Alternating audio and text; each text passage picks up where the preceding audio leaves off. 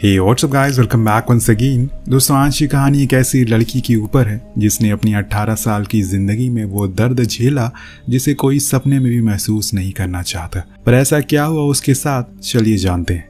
कहानी की शुरुआत होती है यून नाम की लड़की से जो काफ़ी हंसमुख और बहुत ही समझदार है। लेकिन उसके घर के हालात कुछ ठीक नहीं है क्योंकि उसके पिता की मौत के बाद उसकी माँ ही उसके साथ है। पर उन्हें भी अस्थमा है, इसलिए आए दिन वो उनके लिए कुछ न कुछ ऑनलाइन सूप देखकर पिलाती रहती है। इस बीच हम ये भी पता चलता है कि वो बोल नहीं सकती। ऐसा नहीं है कि एकदम ही वो गूंगी है, पर हाँ, उनकी कही हुई बात सामने वाला आसानी से समझ नहीं पाता। इसीलिए यून उन्हें साइन लैंग्वेज भी सिखाती रहती है ताकि कहीं भी अगर वो बाहर जाए तो लोगों को अपनी बात समझा सके। अब घर में तंगी है, लेकिन फिर भी दोनों के एक दूसरे के साथ काफ़ी खुश हैं। उसकी माँ एक फैक्ट्री में कपड़े सिलने का काम करती हैं और यून एक कैफे में वेट्रेस है। पर माँ को पसंद नहीं कि वो अभी भी इस उम्र में काम कर रही है। उन्होंने तो अपना कर्ज भी चुका दिया है, पर क्यों वो इतनी मेहनत कर रही है। यून कहती है कि मैं तो बस अपनी मन की खुशी के लिए ये सब कर रही हूँ, ना कि पैसों के लिए। या एक दिन हमें पता चलता है कि यून ने स्कूल जाना भी बंद कर दिया है ताकि उसकी फीस के पैसे ना जाए। वो घर से तो स्कूल ड्रेस में निकलती है, लेकिन फिर कैफे में जाकर काम करना शुरू कर देती है। एक दिन उसके कैफे में उसकी स्कूल की दोस्त भी आती हैं जो बहुत ही अच्छे से उसके साथ बिहेव करती हैं और उसे कुछ गवर्नमेंट एग्जाम की बुक भी देती है क्योंकि यून का सपना है कि वो एक दिन आईएएस बने। हालांकि उसने एक बार भी एग्जाम दिया था लेकिन क्लियर नहीं कर पाई, पर इस बारी वो पूरी मेहनत करेगी और पास कर लेती है। यही उसकी उम्मीद है, बस शायद उसे नहीं पता कि उसकी किस्मत में क्या लिखा है। अब एक दिन जब माँ काम पर होती है तो उनके हाथ में गलती से सुई चुभ जाती है। जब इस बारे में यून को पता लगता है तो वो फौरन सब कुछ छोड़ छाड़ के उसके पास रोते हुए पहुंचती है। तब उसे पता चलता है कि वहाँ काम करने वाला एक आदमी हाची ने उसकी माँ को बैंडेज कर दिया है, जिसके लिए वो उसे थैंक यू कहती है और फिर माँ को लेकर घर आ जाती है, जहाँ दोनों देर रात तक बातें करते हैं।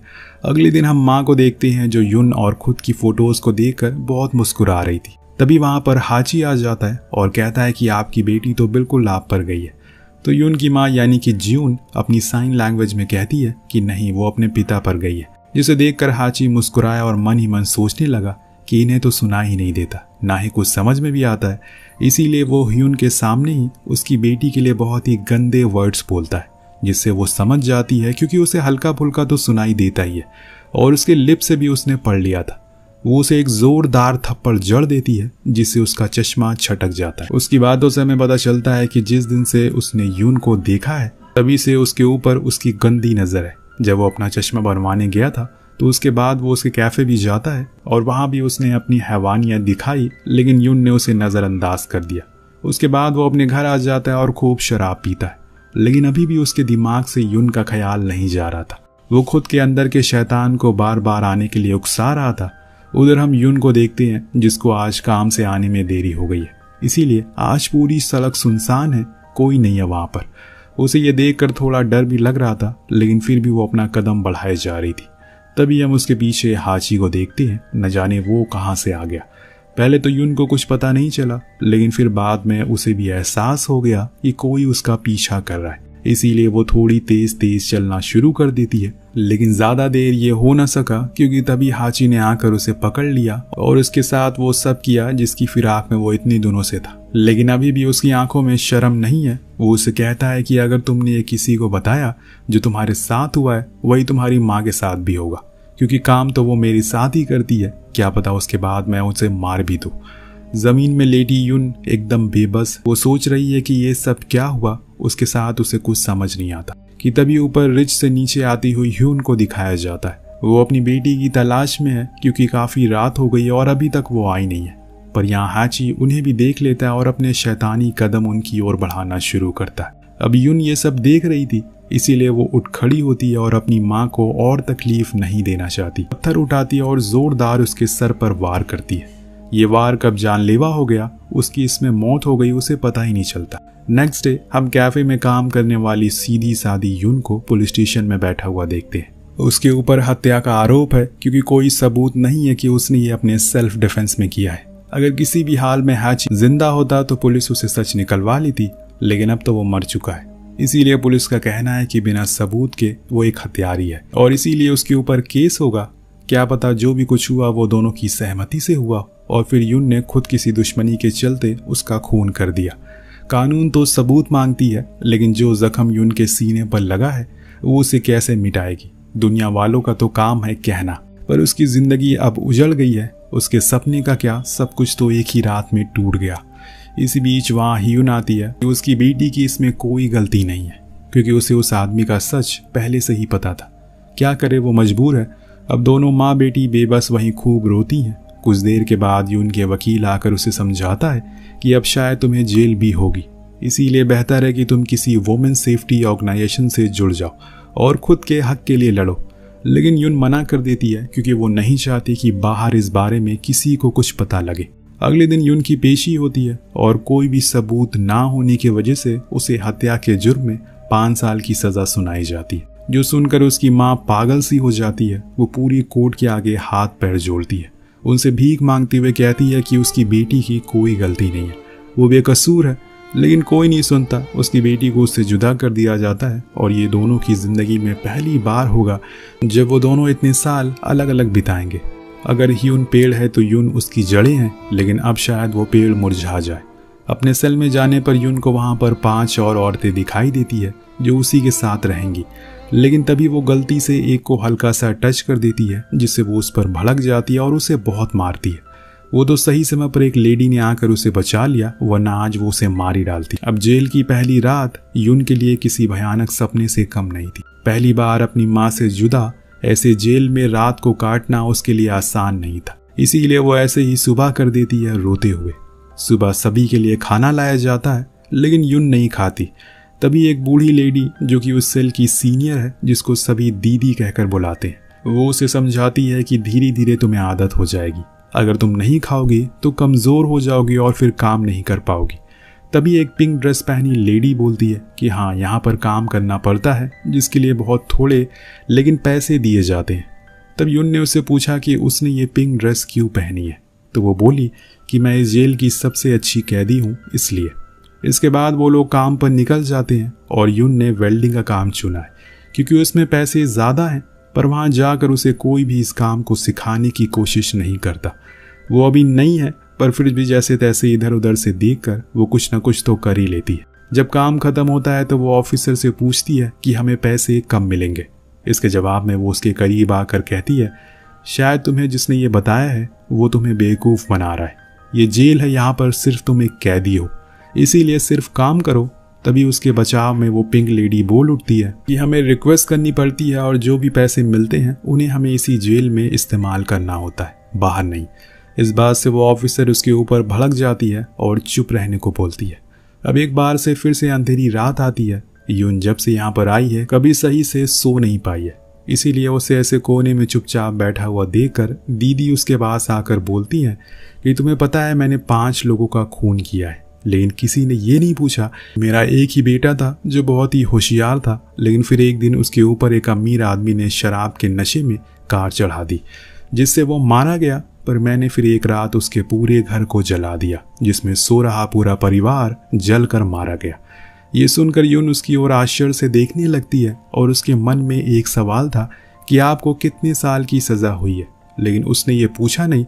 पर दीदी समझ गई और बोली, बेटा मुझे मौत की सज़ा सुनाई गई है। कुछ दिन बाद मेरी फांसी की तारीख है, इसीलिए मेरी एक बात हमेशा याद रखना, जो कुछ भी तुम्हारे अंदर है उसे या तो लेटर लिखकर या फिर किसी और को बताकर शेयर कर दो, वरना ऐसे ही एक दिन घुट घुट कर तुम खुद मारी जाओगी। उनकी बातें उसने बहुत गौर से सुनी और फिर अपनी माँ को खत लिखा।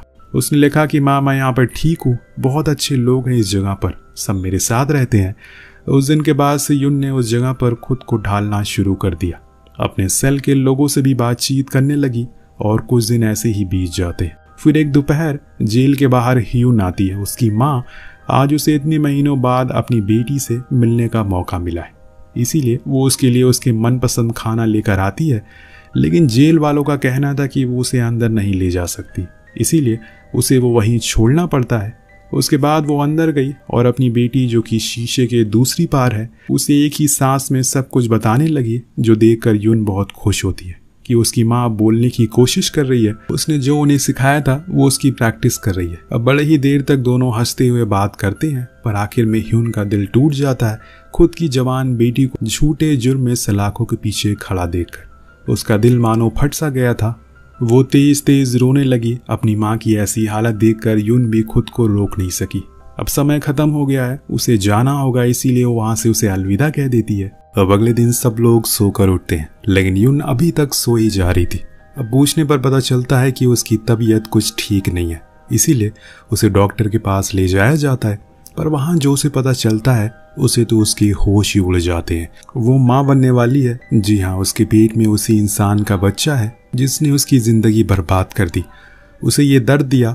वो तो कोशिश कर रही है कि उसे भुला दे, लेकिन अब क्या होगा, यही सोचकर वो तेज तेज रोने लगी और जेल से बाहर भागने लगी। वो गेट को पीट पीट कर वो माँ माँ पुकारना शुरू कर देती है कि तभी वहां पर पुलिस वाला आकर उसे पकड़ लेता है और एक काल कोठरी में बंद कर देता है। अब यून पूरे दिन बस यूं रोती रहती है। उसे कुछ समझ नहीं आ रहा था कि आखिर उसने कौन सा गुनाह कर दिया जो उसके साथ ये सब हो रहा है। उधर सेल में अभी सभी को पता चल गया है कि यून को क्या हुआ है, इसीलिए हर कोई उसे अपनी सलाह रख रहा है। किसी का कहना है कि बच्चे को गिरा देना चाहिए, तो कोई कहता है कि जो भी कुछ हुआ उसमें उस नन्ही सी जान का क्या कसूर है। थोड़ी देर के बाद डीसी यून को लेकर सेल में आती है और उसका सर अपनी गोद में रखकर कहती है कि तुम्हें मजबूती दिखानी होगी, वरना ऐसे तुम बहुत कमजोर पड़ जाओगी। अब कुछ दिन ऐसे ही बीत जाते हैं, पर अब तो यून ज्यादा किसी से बात भी नहीं करती। वहीं हम ह्यून को देखते हैं जो अपनी बेटी से मिलने के लिए आई है, लेकिन गार्ड उसे बताता है कि वो आपसे मिलना नहीं चाहती, उसने सारी विजिट कैंसिल कर दी है। पर ऐसा क्यों, यही सोचते हुए वह बेचारी माँ अपने घर लौट जाती है। लेकिन अपनी बेटी की फिक्र उन्हें हर दिन सताए जा रही थी। दरअसल यून नहीं चाहती कि उसकी माँ को इस बारे में पता लगे, क्योंकि इससे वो और भी ज्यादा परेशान होंगी और उनकी तबीयत खराब हो सकती है। ऐसे पूरे जेल को पता है कि यून के बारे में, लेकिन फिर भी एक ग्रुप की लड़कियां उसे परेशान करने में आ जाती हैं, उसे बुली करती हैं। एक लड़की तो उसे अपने साथ कमरे में भी चलने को कहती है, पर इसी बीच वहां पर दीदी आ जाती हैं और उसका बाल पकड़कर कहती हैं कि अगर तूने आज के बाद मेरी किसी भी लड़की को परेशान किया तो ये मेरा छठा खून होगा। तब से यून के पास कोई नहीं आता, सब उसे दूर ही रहते हैं। लेकिन दिन बीतने के साथ साथ अब यून परेशान रहने लगी है। उसे अब इस दर्द का बोझ सहा नहीं जा रहा है, इसीलिए वो एक दिन बहुत ही कठिन फैसला लेती है और टूटे कांच के टुकड़े से खुद के पेट को काटने लगती है। पर शुक्र है कि वहां उसकी ग्रुप की एक लड़की उसे देख लेती है और उसे बहुत डांटती है। जब इस बारे में और लड़कियों को पता लगता है तो वो सभी उसे सहारा देती हैं कि तुम्हें मीडिया का सहारा लेना चाहिए। अगर पब्लिक को तुम्हारी ये कहानी अच्छी लगी तो वो तुम्हारी मदद जरूर करेंगे। पर यून मना कर देती है क्योंकि उसे लगता है कि समाज उसके और उसकी माँ के ऊपर थूकेगा और इस चीज को शायद उसकी माँ बर्दाश्त ना कर सके। वो नहीं चाहती कि किसी भी तरह से इस बारे में पता लगे, इसीलिए बस एक ही ऑप्शन है। सभी कहते हैं कि यहाँ हमें रीट्रायल की एप्लीकेशन डालनी होगी, मे भी इस बारी कुछ हो जाए। अब एक दिन उसके पास एक लेडी ऑफिसर आकर बताती है कि उसे अब भारी कामों से शिफ्ट करके दूसरे काम में लगा दिया गया, जिसमें उसे बाहर से आने वाली दवाइयों के साथ एक टेबल में रखा है, जो काम वो थोड़े दिन में सीख लेती है। हालांकि बीच बीच में वो अपनी माँ को खत भी लिखा करती है, जिसमें वो उन्हें झूठी सही पर कहती है कि वो एकदम ठीक है। अपनी पढ़ाई और कामों में वो काफ़ी बिजी रहती है, इसीलिए उसे मिलने का समय नहीं मिलता। उसके खत को पढ़कर उसकी माँ बहुत ही भावुक हो जाती है, पर इससे ज़्यादा वो और कुछ कर भी नहीं सकती। काम करने के दौरान एक दिन यून के पेट दर्द उठना शुरू हो जाता है। वो फौरन उसे हॉस्पिटल लाया जाता है, जहाँ उसे डॉक्टर बताते हैं कि वो 6 महीने की प्रेग्नेंट है। पर उस हिसाब से उसका पेट नहीं निकला, क्योंकि यून नहीं चाहती कि वो माँ बने, ये बच्चा बाहर आए। और यही बात वो बच्चा भी समझ रहा है, क्योंकि वो अपनी माँ के दिमाग को पढ़ सकता है। लेकिन असल में हकीकत तो कुछ और ही है। दरअसल यून उन दवाइयों में से खतरनाक दवा का सेवन कर रही है ताकि वो इस बच्चे की धड़कन को बंद कर सके, पर उसका रिएक्शन हो गया, इसीलिए ऐसा हुआ। लेकिन जब वो अपने बच्चे की धड़कन को सुनती है तो उसकी आंखों से आंसू आ जाते। अब जेल वापस जाते समय साथ बैठे ऑफिसर को भी उस पर बहुत दया आती है, इसीलिए वो उसे पूछता है कि बेटा तुम्हें कुछ खाना है, तो वो कहती है कि राइस केक, जो कि उसकी माँ का फेवरेट था। अब सेल पर जाने पर सभी उससे पूछते हैं कि डॉक्टर ने क्या कहा, तो वो सभी उससे वही बात शेयर करती है, जिसको जानने के बाद वो सभी उसका और ख्याल रखना शुरू कर देते हैं। उसे किसी भी काम में शामिल होने नहीं देते, किसी परिवार की तरह उसका साया बनकर घूमते रहते, क्योंकि सभी को पता था कि जिस जुर्म की सजा वो काट रही है वो उसने जानबूझकर नहीं किया। अब एक दिन उन्हें पता चलता है कि उनका रीट्रायल को एक्सेप्ट कर लिया गया है, इसीलिए कल यून को कोर्ट जाना है। अब सुबह होने पर हम उसे जज के सामने खड़ा देखते हैं, जो उसे फिर से बोलने को कहते हैं। तो यून सभी के सामने कबूलती है कि उसने खून किया है लेकिन यहाँ पर सभी बैठे हुए लोगों को बता दूं कि उसने मेरे साथ ज़बरदस्ती की और आज मेरी ये हालत कर दी। मैं 5 या 10 साल की भी सज़ा काटने को तैयार हूँ, लेकिन आपको मुझसे वादा करना होगा कि जब मैं वापस अपने घर जब कभी भी जाऊँ तो मेरी माँ सही सलामत रहे, ताकि मैं बची हुई ज़िंदगी उनके साथ बिता सकूँ। उसकी ये बातों को सुनकर वहाँ बैठे सभी लोग भावुक हो जाते। कुछ देर के बाद फैसला सुनाया जाता है, जिसमें अब यून की सज़ा 5 साल से 1 साल कर दी जाती है। जिस चीज़ को सुनकर सभी बहुत ही ज़्यादा इमोशनल हो जाते, क्योंकि उन्हें यकीन था कि यून सच कह रही है। अब उस दिन के बाद अंदर से ही एक खुश रहने का मन होने लगता है, जिस वजह से वो अच्छे से खाना भी खाना शुरू कर देती है और अपना ख्याल भी रखने लगती है। उसके दोस्त उसके लिए कुछ कपड़े बनाते हैं, जिसके लिए वो खुद के कपड़ों को कट करते हैं, क्योंकि उसके अलावा उनके पास कोई और चारा नहीं था। ये सब वो छुप छुप कर करते हैं ताकि यून को वो सरप्राइज दे सके। उन्हें जब पता चलता है कि यून को कॉस्मॉस फ्लावर बहुत पसंद है, तो वो लोग पूरी रात लगाकर वॉशरूम में उस फूल की पेंटिंग को ड्रॉ करते हैं, जिसे जब सुबह उठकर यून देखती है तो वो बहुत ही ज़्यादा खुश होती है। उसके दोस्त बस यही चाहते हैं कि वो बस और तकलीफ ना झेले। सभी बहुत खुश थे यहाँ पर। उन्होंने तो बच्चे का नाम भी सोच लिया था। एक दिन जब सभी काम पर गए होते हैं तो यून को दर्द महसूस होना शुरू हो जाता है। उसे जो कुछ भी लेटर लिखे थे वो अपने दोस्तों के लिए, वो उनके शेल्फ में रख के एक दवा खाकर वहीं बेहोश हो जाती। जब वो लोग वापस लौटते हैं तो उसकी ऐसी हालत देखकर सेल को पीटने लगते हैं और मदद के लिए बुलाने लगते हैं। अब फौरन मदद आती है और उसे हॉस्पिटल लाया जाता है, जहां डॉक्टर पूरी कोशिश करते हैं कि उसे होश में लाने के लिए, पर ऐसा हो नहीं पा रहा था। बच्चे को तो वो लोग जैसे तैसे बचा लेते हैं, लेकिन अगर यून होश में नहीं आई तो उसकी जान को खतरा है। उधर सेल में सभी को यून की लिखी हुई चिट्ठी मिलती है, जिसमें उसने सभी के लिए कुछ न कुछ लिखा था। कैसे उन लोगों ने उसका इतना ख्याल रखा, उसे कभी भी परिवार की कमी महसूस नहीं होने दी। कब ये दिन बीत गए मुझे पता ही नहीं चला। मैं जिंदा रहूंगी या भी नहीं, पर आप लोग हमेशा खुश रहना अपनी जिंदगी में। वो सभी उस चिट्ठी को पढ़कर रोने लगते हैं, क्योंकि यून उन सब के बहुत करीब आ चुकी थी। इधर ह्यून को अपनी बेटी के बारे में पता लग गया था, इसीलिए वो जिस भी हालत में थी भागते हुए उसके पास पहुंचती है। पर अभी भी वो बेहोशी है। अपनी बेटी को ऐसी हालत में देखकर उसका दिल बिखर जाता है। वो वहीं उसे लिपट कर रोने लगता। अगले दृश्य में हम एक बच्ची को कॉस्मॉस फ्लावर के खेत में देखते हैं। तभी वहां उसका परिवार आता है। दरअसल दोस्तों, ये बच्ची यून की है, जिसको एक परिवार ने गोद ले लिया। उसके अगले सीन में हमें ह्यून को दिखाया जाता है, जो किसी यूनिफॉर्म को प्रेस कर रही है।